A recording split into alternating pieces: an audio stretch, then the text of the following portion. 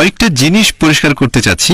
আমি আপনার সাথে বিতর্ক করতে চাচ্ছি না। করতে পারেন, কোনো সমস্যা নেই। আমি করতে পারবো না, কারণ আপনি অনেক জানেন। আমি কোনো বিতর্ক করতে চাচ্ছি না। আমি আসলে চাচ্ছি শিখতে। আমার ধারণা এখানে সবাই এসেছেন জানতে আল্লাহ সম্পর্কে। তাহলে আমি আপনার কাছ থেকে শিখলাম বা আপনি আমার কাছ থেকে শিখলেন, সেটাই ভালো। আর আমি আপনাদের সবার উদ্দেশ্যেই বলছি, ব্যক্তিগতভাবে আমি শুকরের মাংস খাই না শ্রদ্ধা দেখানোর জন্য। তবে আমার মনে হয় লাল অক্ষরে হয়তো কারণটা বলা আছে পবিত্র বাইবেলে, যে এখানকার খ্রিস্টানরা কেন এটা করছে। কারণটা হয়তো শুধুই কালো অক্ষর না। আর ঈসা আলাইহিস সালামও এই কথাও বলেছেন, মানুষ মুখে যে খাবার গ্রহণ করে সেটা তার আত্মাকে দূষিত করতে পারে না, তবে আমাদের মনের মধ্যে পাপে ভরা যে চিন্তাগুলো আসে সেগুলো আমাদের আত্মাকে দূষিত করে।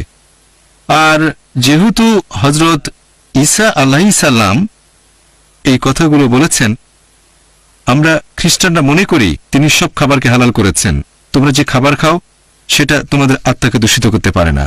তাহলে আপনি এটার সাথে একমত নাকি যে বাইবেলের লাল অক্ষরে কারণটা বলা হয়েছে যে খ্রিস্টানরা কেন এটা মনে করে যে মুসা নবীর সময়ে আল্লাহ শুকরের মাংস নিষিদ্ধ করেছিলেন, আর পরবর্তীতে হযরত ঈসা আলাইহিস সালাম সেটাকে করে দিলেন হালাল তার অনুসারীদের জন্য? তাহলে আমি বলি, আমি আপনার সঙ্গে একমত। আপনি বিতর্ক করতে চাচ্ছেন না, আমিও বিতর্ক করতে চাচ্ছি না, শিখতে চাচ্ছি। যদি আমাকে বোঝাতে পারেন যে আমি ভুল কোনো কথা বলেছি, তাহলে আমি নিজেকে তখনই শুধরে নেব। যদি বুঝতে পারি সেটাই সত্যি, তাহলে মেনে নেব। একটা উদাহরণ দিচ্ছি। ধরেন ভুল করে বললাম 2 + 2 = 5। না ভাই, 2 + 2 = 5 না, 4 হবে। আমাকে প্রমাণ করে দেখালেন, ধন্যবাদ ভাই। বলবো জাযাকাল্লাহ, আল্লাহ আপনাকে পুরস্কার দিন, আমরা সেটা মেনে নেব। তবে আমি বললাম 2 + 2 = 4, আরেকজন বললো না 5, তখন তাকে বলবো 2 + 2 = 4, 5 হবে না, আপনি ভুল করছেন। আমি তাকে শুধরে দেব, যার কথা সঠিক সেটাই মেনে নেব। এবার আপনার প্রশ্নে আসি। খুব সুন্দর যুক্তি যে বাইবেলে আছে যীশু খ্রিস্ট বলেছেন, তোমরা যে খাবার খাও সেটা তোমাদের আত্মাকে দূষিত করে না, দূষিত করে মনের চিন্তা। আমি তর্কের খাতিরে আপনার কথাটা মানলাম, তাহলে সে পরস্পর বিরোধী হবে।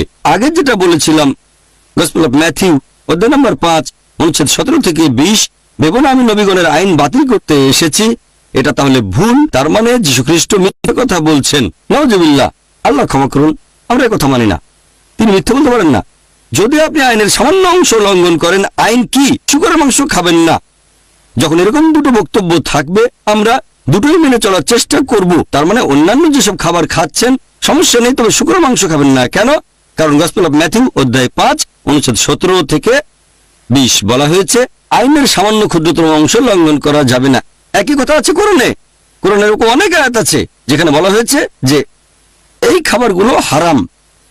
তার মানে এই না যে শুধু এই 4টাই হারাম, আরেকটা হারাম করা হয়েছে হয়তো অন্য জায়গায়। এরকম একটা বলেছিলাম মৃত জন্তু, রক্ত এবং শুকরের মাংস। আরেক জায়গায় বলা হয়েছে মদ পান করা হারাম। এখন আপনি কোরআনের মাত্র একটা আয়াত নিয়ে বলতে পারবেন না যে এটা সম্পূর্ণ ইসলাম। ঠিক, যেটাকে হারাম বলা হয়েছে সেটা হারাম, তারপর বলা হয়েছে অন্য সব খাবার হালাল। আর এখানে আমরা দেখতে পাচ্ছি যে খ্রিস্টানদের বাইবেলে লাল অক্ষর বলছে, আমি নবীগণের আইন সম্পূর্ণ করতে এসেছি, একটা বাতিল করতে আসিনি। যদি তোমাদের মধ্যে কেউ সেই আইনের সামান্য অংশ লঙ্ঘন করো, তাহলে সে স্বর্গের রাজ্যে যেতে পারবে না। যিশুর অন্যান্য কথাগুলো এই কথাগুলোর বিরুদ্ধে যেতে পারে না। তা না হলে যীশু খ্রিস্ট বা ঈসা আলাইহিস সালাম মিথ্যে কথা বলেছেন, নাউজুবিল্লাহ, আমরা সে কথা মানি না।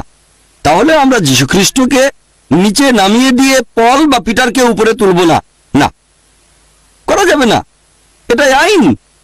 তাই এক্ষেত্রে আমরা বলবো যে যেহেতু পল বা পিটার কিছু বলেছিলেন বা থমাস কিছু বলেছিলেন, আমরা কি যীশু খ্রিস্টের কথার বিরুদ্ধে যাবো? আমি বলবো না। আমরা বলবো পল, পিটার, থমাস যা বলুক সেটা ভুল। আমরা যদি চাই তাহলে এভাবে সংশোধন করে নিতে পারি। যদি এই কথাটা সেখানে না থাকতো, গসপেল অফ ম্যাথিউ অধ্যায় 5 অনুচ্ছেদ 17 থেকে 20, যদি এটা না থাকতো যে সামান্য আইন ভেঙে না, হয়তো একেবারে শিওর না, হয়তো তখনই বিরুদ্ধে যুক্তি দেখাতে পারতাম। এখানে সময় কম, তাই প্রথমেই দিলাম টেক্কা। হয়তো এটা না থাকলে বলতাম খুব ভালো, আপনার কথা মেনে নিলাম আমি। কিন্তু যেহেতু অনুচ্ছেদ আছে গসপেল অফ ম্যাথিউ অধ্যায় 5 অনুচ্ছেদ 17 থেকে 20, যদি তোমাদের মধ্যে কেউ সামান্য আইন লঙ্ঘন করে, তাহলে সে স্বর্গের রাজ্যে প্রবেশ করতে পারবে না। তার মানে পারবেন না কোন অবস্থাতে না, সেটা পল বলুক অথবা থমাস বলুক বা পিটার বলুক বা অন্য যে কেউ বলুক। বুঝতে পারছেন? যুক্তি খাটালে আপনি সেটা বুঝতে পারবেন। আপনি যেটা করছেন, পলকে উপরে উঠাচ্ছেন আপনি। মানে আমি বলছি কিছু খ্রিস্টান আপনারা মানে খ্রিস্টানরা যিশুর শিষ্যকে উপরে উঠাচ্ছেন, এভাবে বলছেন যে যিশু খ্রিস্ট আল্লাহ মাফ করুন মিথ্যে বলছেন। আমি এটা মানতে পারছি না। এভাবে আপনি বিভিন্ন ধর্মের মধ্যে একটা তুলনা করতে পারেন। এরকম তুলনার উপর ভিত্তি করে আমরা যেটা বলি, যদি খ্রিস্টান বলতে তাদের বোঝানো হয় যারা যীশু খ্রিস্টের নির্দেশগুলো পালন করে, তাহলে মুসলিমরা আমরা খ্রিস্টানদের চেয়ে অনেক বেশি খ্রিস্টান। শুকরের মাংস না খেলে আপনাকে অভিনন্দন জানাই। হয়তো যখন এই অডিটোরিয়াম থেকে বের হবেন, মদ পান করার অভ্যাস থাকলে সেটা বাদ দিয়ে দেবেন। যদি আপনি যীশু খ্রিস্টের উপাসনা করে থাকেন, হয়তো যখন অডিটোরিয়াম থেকে বের হবেন তখন থেকে যীশু খ্রিস্টের উপাসনা করা বন্ধ করে দেবেন। আমি আল্লাহর কাছে দোয়া করছি আপনাকে আমাকে যেন তিনি পথ দেখান।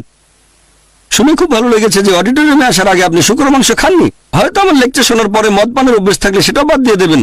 যদি আপনি যীশু খ্রিস্টের উপাসনা করে থাকেন, হয়তো অডিটোরিয়াম থেকে বের হয়ে উপাসনা করবেন না, কারণ আপনাকে প্রমাণ দেখিয়েছি। অথবা যেতে পারেন আপনার স্টাডি রুমে অথবা কোনো লাইব্রেরিতে রেফারেন্সগুলো চেক করবেন। তারপর দেখবেন যে হ্যাঁ, ওই লোকটা যে কথাগুলো বলেছিল, ওই যে হালকা পাতলা লোকটা, মাথায় টুপি, চশমা, হালকা দাড়ি, হ্যাংলা পাতলা, সে রেফারেন্স দেয়।